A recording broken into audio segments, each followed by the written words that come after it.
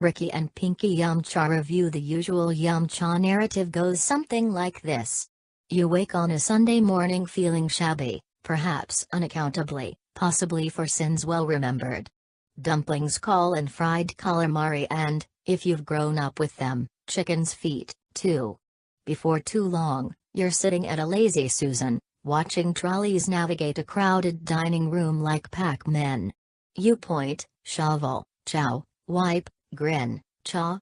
And then later, a greasy slump, because cheap dumplings are made with cheap produce and plenty of filler. There's a new story.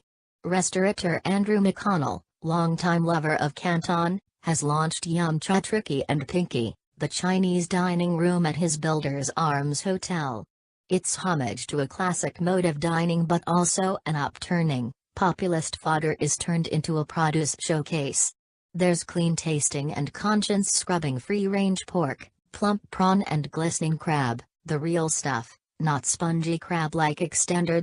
The dining room plays it contemporary retro, picked out in greens and gold, infused with a wry nostalgia.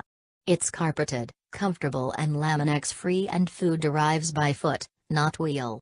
There's tea, of course, but also natty cocktails and wine. It's on the money, and it's easy to understand why you're spending more of it. Chef R. Chan Chan is a Hong Kong girl and a Yum Cha obsessive from way back. She's resurrected forgotten favorites, tweaked standards and prettied up some classics. Chan recruited an experienced dumpling master known to all as Mr. Kong for his wisdom and nimble fingers. When they discuss Yum Cha intricacies in Cantonese, the local chefs think they're arguing. They're not, though. If anything is worth fighting about, it's dumplings. Start with the prawn toast, sweet prawn mousse tickled with garlic and ginger spread over white bread triangles, sprinkled with sesame seeds, fried and seasoned with lemon juice to serve.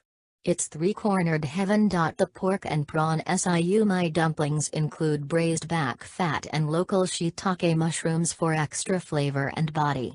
Rice noodles, chiang fun, are laboriously made to order. Silky, slippery sheets are rolled with mushrooms or pork or donuts. They're a Yum Cha standard, but there's extra attention given to toppings and saucing. There are deviations from the canon, notably in the lack of offal and in dishes from regional China. The Sichuan-style lamb shoulder, redolent of cumin and Sichuan pepper, is braised to melting, then fried and served with springy white bao. The flavors aren't Yum Cha, but the feeling is, the sharing, the mess, the joy. I need to tell you about the fried rice because every grain glistens brightly in my memory.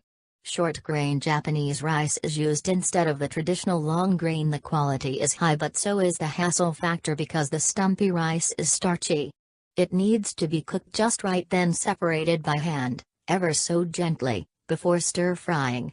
Spring onion and braised mushrooms stud the rice, and preserved egg yolk is grated over it, but the real flavor is that of the wok, licking over the metal, infusing the rice with energy and fire.